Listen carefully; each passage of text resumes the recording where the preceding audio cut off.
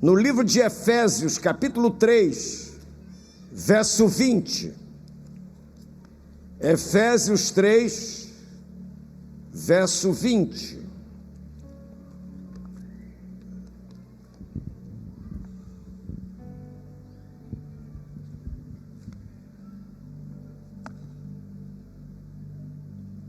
Quem achou, diga amém. Vamos ler. Ora, aquele que é poderoso para fazer, diga comigo essa frase, infinitamente mais do que tudo quanto pedimos ou pensamos, conforme o seu poder que opera em quem? Em nós.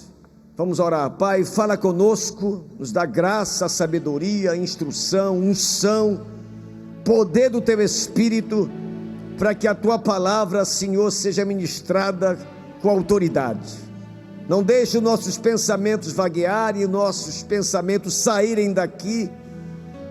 Toca no coração do Teu filho e da Tua filha, que haja uma total reverência e atenção para Te ouvir. Fala conosco, Senhor, poderosamente, em nome de Jesus. Digam amém. Gente, eu quero falar sobre o tema, o Deus que surpreende. Nós vivemos num mundo, e a nossa vida é assim, a gente às vezes toca a vida de uma forma muito previsível.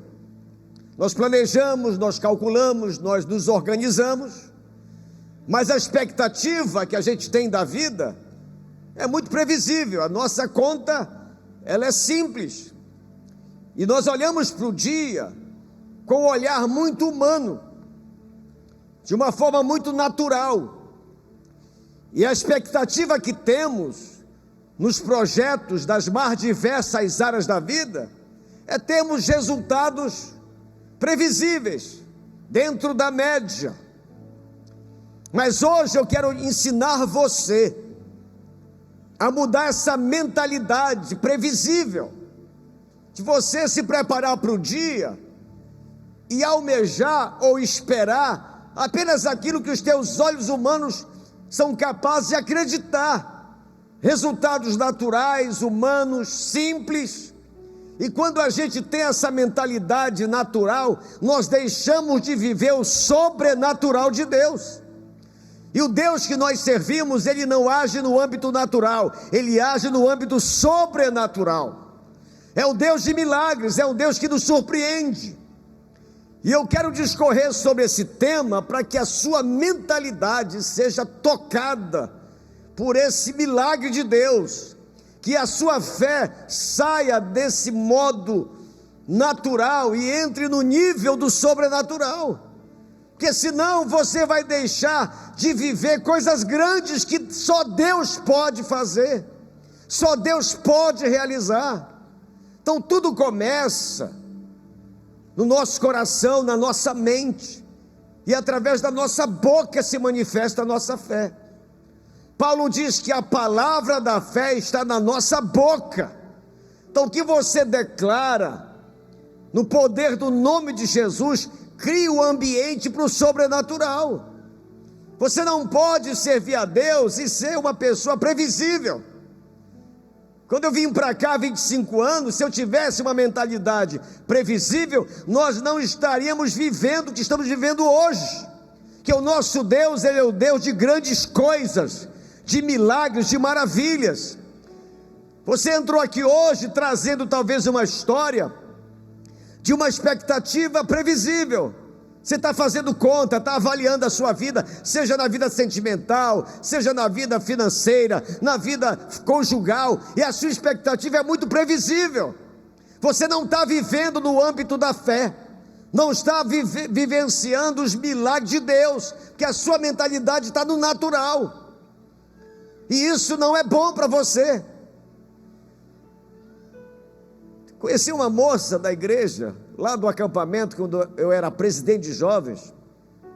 Ela chegou para mim e disse: pastor, eu vou lhe contar o que devo fazer na minha vida. Eu disse: diga lá. Eu vou casar com um homem alto, olho azul, estrangeiro e um missionário. De como é que é? Alto, olho azul, bonitão, missionário, estrangeiro. Olhei para ela assim, só comigo, pensei, não falei nada. Isso é muita fé. Essa moça casou com um homem alto, olho azul, canadense, missionário e buiado. Por quê? Ela acreditou no milagre. Que aqui para nós só um milagre. E Deus faz milagre. Amém, irmãos? Você tem que acreditar nisso. Você não pode vir para a igreja com essa mentalidade natural. Não pode não. Você vai deixar de vivenciar grandes coisas na sua vida. Diga comigo assim: a palavra da fé está na minha boca. Paulo diz: ora, aquele que é poderoso para fazer, põe o texto aí por favor, infinitamente mais do que tudo quanto pedimos ou pensamos, conforme o seu poder opera em nós. Essa é a mentalidade do cristão. Senão você vai viver uma vida no âmbito natural e vai deixar de desfrutar dos milagres de Deus. Eu quero discorrer sobre 5 ações de Deus, utilizando 5 personagens bíblicos, para você ver como Deus é o Deus que nos surpreende. Quando a nossa mentalidade, a nossa fé está tomada por essa crença que o Deus que nós servimos é o Deus do impossível, é o Deus de grandes coisas. Número 1, diga comigo assim: Deus surpreende com a sua provisão. Você que está aqui hoje está precisando de um milagre, de uma provisão de Deus, seja em que área for, da sua vida pessoal, sentimental, financeira, emocional, conjugal. Entenda uma coisa: o Deus é o Deus que nos surpreende com a sua provisão. O Deus da Bíblia, Ele provê, Ele faz aquilo que você está precisando. Ele é um Deus que vai intervir na sua vida. Em Gênesis 22, 13, tem uma história linda de Abraão. Diz assim: tendo Abraão erguido os olhos, viu atrás de si um carneiro preso pelos chifres entre os arbustos. Tomou Abraão o carneiro e ofereceu em holocausto em lugar do seu filho. Deixa eu contar essa história aqui. O sonho de Abraão era ter um filho, dele e Sara. Sara era estéril, e Deus falou para ele: você vai ser pai de multidões. E Deus começou a trabalhar na fé de Abraão. Ele foi ficando velho, Sara ficando velha. Ela passou o costume das mulheres, deixou de ser humanamente capaz de gerar filhos. Abraão, mais ainda, quase 100 anos, ela 90 anos, até que o milagre chegou, e nasceu o seu filho Isaque. O menino nasceu, foi uma alegria só, e Abraão se empolgou com o seu filhinho, e é normal. E Deus queria testar Abraão. Disse: Abraão, olha que coisa pesada, eu não suportava isso, não suportaria. Disse: Abraão, pega o teu filho, a quem tu amas muito, vai no Monte Moriá e oferece o teu filho para mim. Isto é, mata o teu filho. Você não vê Abraão questionando, você não vê Abraão reclamando. A Bíblia diz que Abraão se levantou e obedeceu, e levou o filho dele na direção do Monte Moriá. Eu já estive nesse monte lá em Israel, e na caminhada o menino olhou para ele e disse: pai, eu estou vendo o cutelo, estou vendo os gravetos, a lenha, o fogo, e cadê o cordeiro? Eu fico imaginando um pai que vai sacrificar o seu filho para Deus, o que ele sentiu naquela hora. E Abraão disse ao seu filho: Deus proverá, nós iremos subir ao monte, e nós o adoraremos, e nós voltaremos. Há quem diga que Abraão estava apostando numa ressurreição do seu filho após ele ter sacrificado a Deus, mas ele foi. E chegou no Monte Moriá, colocou o menino. Eu fico imaginando, meu Deus, essa cena. Arrumou tudo, pegou o cutelo e ia sacrificar Isaque para Deus. Quando ele levanta o braço, Deus fala com ele dizendo: não faças mal ao menino, porque agora eu sei que eu sou o Deus da sua vida. Meu Pai Celestial, agora eu sei que Tu me amas acima de todas as coisas. Mas que prova! Aí volta o texto lá. Aí quando ele recebe essa voz, essa instrução de Deus, ele olha para o lado, já tinha um carneiro preso, providenciado por Deus. É assim que Deus faz. Tem gente aqui ansiosa, preocupada, você não tem dormido bem, seus dias têm sido difíceis. Eu vim aqui te dizer em nome de Jesus que o teu milagre Deus já preparou. Ele vai prover, essa porta vai abrir, o milagre vai chegar. Receba essa palavra em nome de Jesus. Em nossa vida haverá momentos em que sentiremos essa experiência do beco sem saída. E não é fácil viver uma experiência num beco sem saída. Eu me lembro que eu tinha um compromisso na construção dessa igreja, a outra igreja, aquela de 2.000 lugares que estava construindo. E eu vim domingo para a igreja com uma expectativa muito boa e de fé, que naquele domingo nós teríamos o resultado financeiro que eu precisava para tocar a obra da semana, para pagar as contas. E foi um domingo, se eu não me engano, muito chuvoso, veio pouca gente na igreja, e a arrecadação não foi suficiente. Fui para casa preocupado, de manhã me acordei, orei, pedi a Deus que fizesse um milagre, e segunda noite eu vim para a igreja, ainda era a igrejinha, construindo a outra igreja maior. Aí eu entrei no escritório, pouca gente, não tinha muito movimento naquela noite, e de repente bateram na porta, era uma velhinha, uma irmãzinha da igreja. Ela disse: pastor, aconteceu um negócio hoje comigo, eu estava lá em casa de manhã, e me deu um negócio assim, eu estou com os dízimos atrasados. Aí eu fui, peguei tudo que eu estava separando para o Senhor, e estou aqui para lhe entregar o meu dízimo. Aí eu orei pelo dízimo dela, ela foi embora. Quando eu fui contar, era exatamente a quantia que eu precisava para cumprir os compromissos da igreja. Digam todos amém, digam glória a Deus. Deus não precisa de cenários favoráveis para prover, não fique fazendo conta. Meu Deus, e aí, não tem isso, não tem aquilo, não olha para isso, você vai sucumbir na fé. Olhe para o alto. Deus vai prover na tua vida, vai chegar uma boa notícia na sua vida. Receba essa palavra, você pode ter certeza disso. Deus vai agir, vai prover na sua vida. Segundo lugar, Deus surpreende com a sua, diga, proteção. Daniel 6:22 conta, diz assim: o meu Deus enviou o seu anjo e fechou a boca aos leões, para que não me fizesse dano, porque foi achada em mim inocência diante dele. Também contra ti, ó rei, não cometi delito algum. Que história é essa? Daniel era um homem querido pelo rei, um rapaz íntegro, correto, produtivo, dava um resultado enorme para o reinado da Babilônia. Ele estava ali cativo, aprisionado por esse império, mas ele teve uma atuação abençoada nesse reino. Só que os assessores do rei sentiram inveja de Daniel.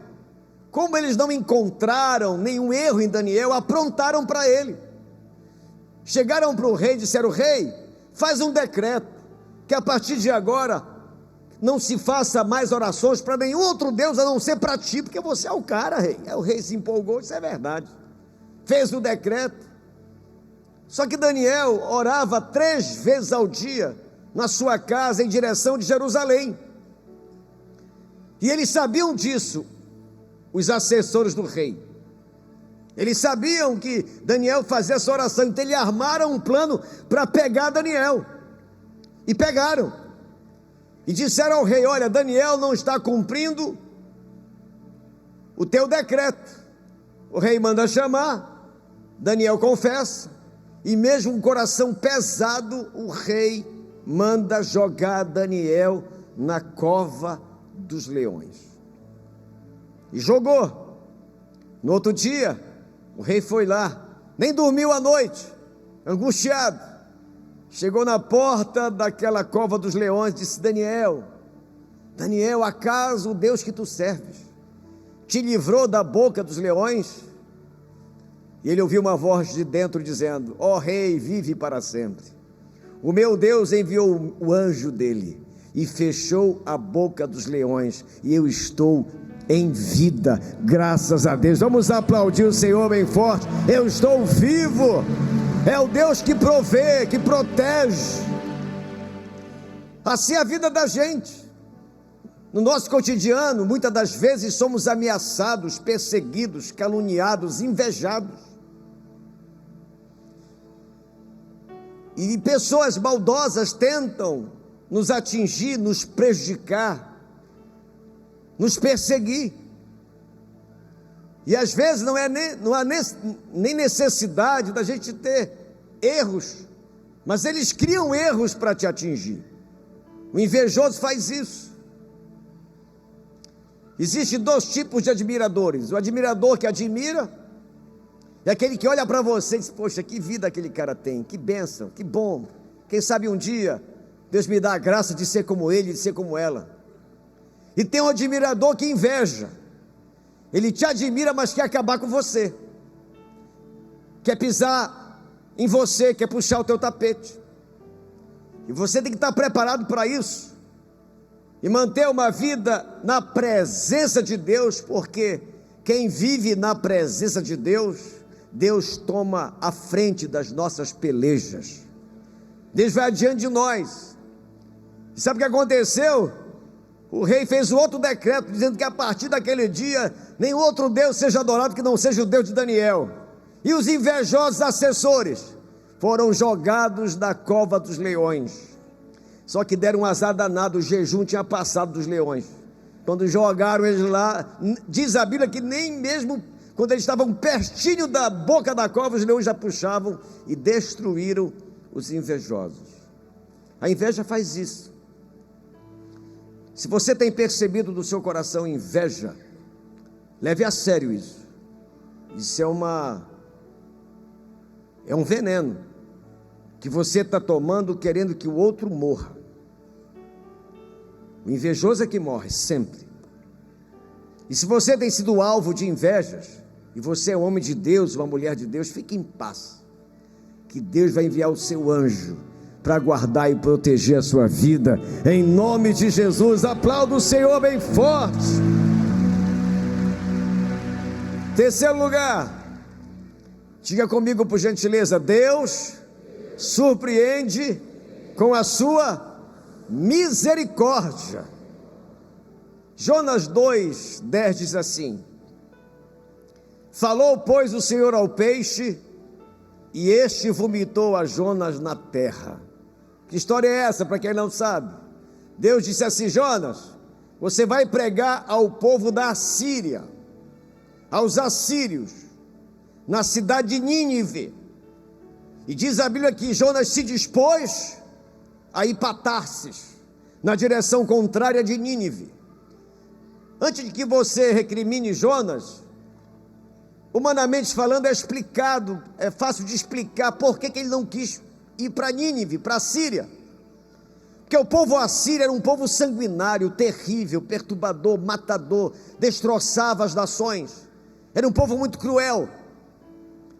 E Jonas sabia o perigo desse povo, e ele odiava esse povo. E Deus disse: Jonas, vai pregar para os assírios lá em Nínive. Ele disse: eu te conheço, Deus.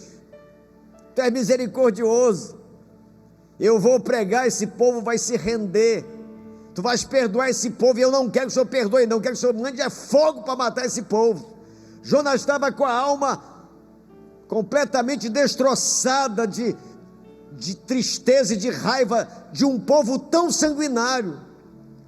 É como alguém mandar você fazer o bem para alguém que machucou muito tua família, um filho seu, uma filha sua, não é fácil. E Jonas disse: eu não vou é coisa nenhuma. Pegou um navio e foi para Tarsis. Só que nessa navegação, diz a Bíblia que Deus lançou um vento forte. Diga: vento forte. Olha, cuidado com o vento forte do Senhor. Se Ele te mandou para um lugar, vai, obedeça. E Deus lançou um vento forte, o mar começou a se agitar, o navio começou a balançar, e diz a Bíblia que Jonas dormia no porão. E os marinheiros eram pagãos, começaram a orar aos seus deuses, e nada, tudo estranho. O dia estava lindo, de repente veio uma tempestade. Eles começaram a se perguntar: tem alguma coisa errada nesse navio? Aí acharam Jonas dormindo, acordaram ele, e ele confessou, e disse: olha, essa tempestade aí, esse vento forte é por minha causa, eu estou fugindo de Deus. Eles disseram: você é um louco de fugir do seu Deus? O que a gente faz? Me joguem no mar. Olha o estado terrível de Jonas. Ele não queria se arrepender, não queria retomar a sua vida com Deus, ele queria a morte. Eu não vou, eu quero morrer, eu não vou para Nínive. E pegaram Jonas e vup, o vento se acalmou. Aí Deus mandou um peixe grande, possivelmente uma baleia, engoliu Jonas. O cara ficou 3 dias na barriga do peixe, sem falar nada, amuado. Sabe aquele moleque amuado? Amuado. No 3º dia, Jonas se rendeu, fala com Deus, pede ajuda, e Deus dá uma ordem à baleia, que vomita o Jonas, onde? Na Síria, em Nínive. Aí Jonas começou a pregar. Imagina ele pregando, não querendo que ninguém se convertesse. Ele pregava: olha, se arrependa aí, que vem fogo do céu se você se arrepender. Mas não, se você não quiser, não tem problema. Só que Deus é um Deus bondoso. Diga amém, irmãos. Deus é um Deus de misericórdia, e o povo se arrependeu dos seus pecados. Aí Jonas se senta perto assim: eu sabia que Deus é um Deus de misericórdia. Olha aqui para mim. Talvez você esteja aqui hoje com o coração pesado, você pisou na bola, você não está bem, você fez algo que feriu o coração de Deus, machucou pessoas, e você está aqui, mas está se sentindo muito mal, você não está bem. Deixa eu te falar uma coisa: nosso Deus te ama, Ele ama você, está disposto a te abraçar, te perdoar, está disposto a te ajudar, está disposto a buscar, tirar de você uma reconciliação, um renovo, um recomeço. E Ele espera que essa palavra de hoje toque no seu coração. E se eu não me render, pastor? Vento forte. Deus ama tanto a gente que Ele é capaz de nos assustar. Ele não abre mão de você, você é muito importante para Ele. Tão importante que Ele te trouxe aqui hoje à noite para dizer: meu filho, minha filha, eu não abro mão de você. Você pisou na bola, mas eu sou seu pai, quero te ajudar, quero te renovar, quero te fortalecer, quero te trazer de volta. Você é meu filho, você é minha filha, volta para mim, assim diz o Senhor. Diga glória a Deus.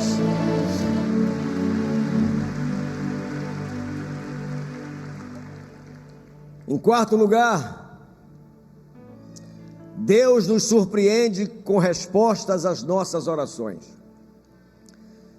1 Samuel, capítulo 1, fala de Ana, uma mulher estéril, Naquela época, ser estéril era muito difícil.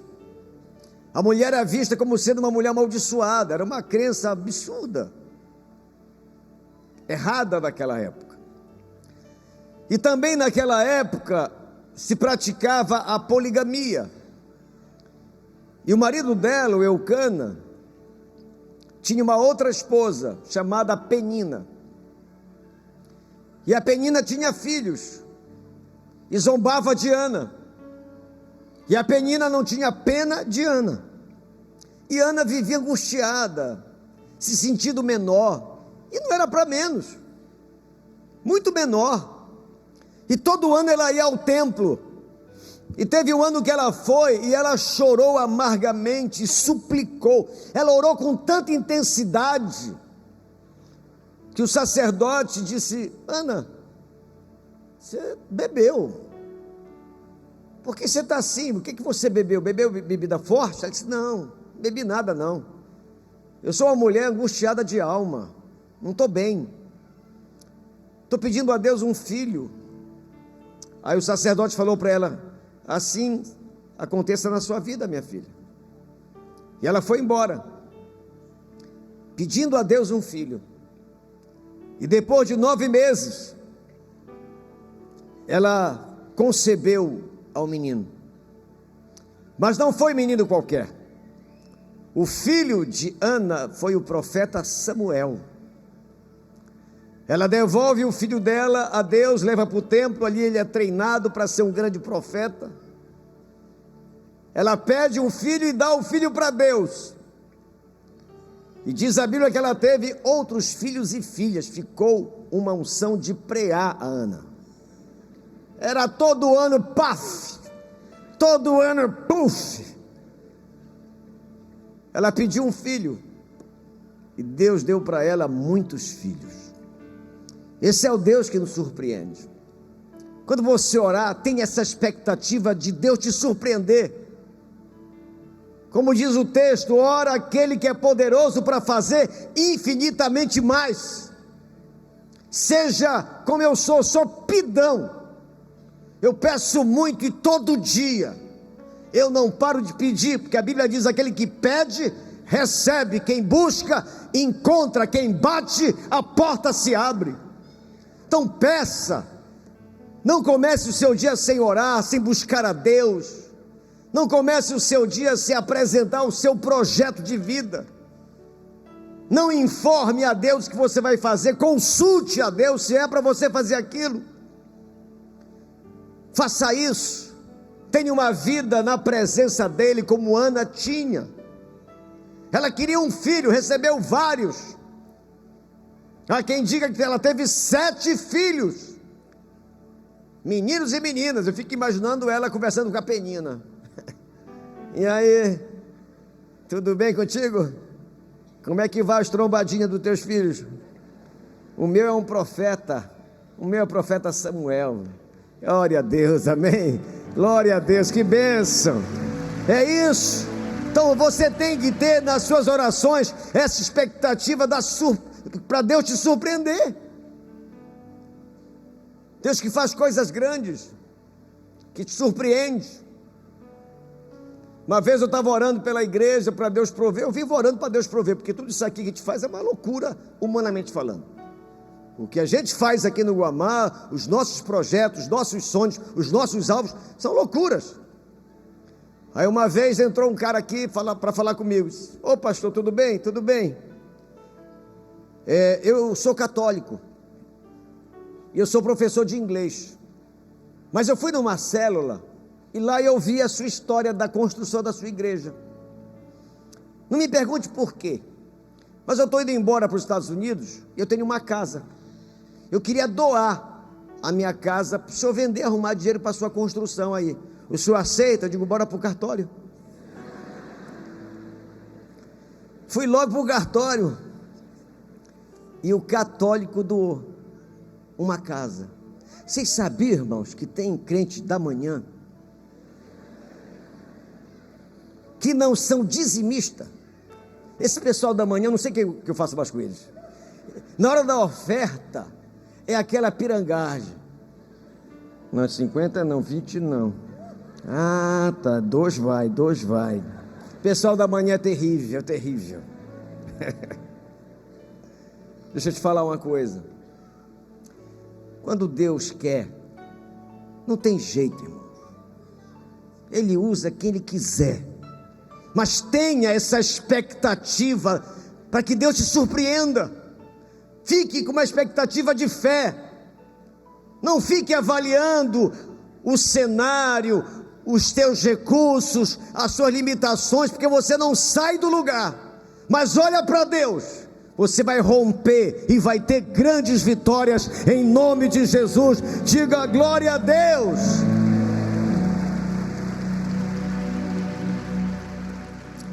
E por último, Deus é um Deus que nos surpreende com a sua vitória. Esse episódio, Josué, lê em casa esse capítulo. Josué estava liderando o povo depois que Moisés morreu. Estava entrando em Canaã e precisava vencer o exército de Jericó. E Jericó era uma cidade fortemente protegida por grandes muralhas. Eu já tive a honra de estar lá em Jericó e ver, lá tem as ruínas das muralhas de Jericó, até hoje está lá. E Deus deu uma orientação, escute isso, estranha.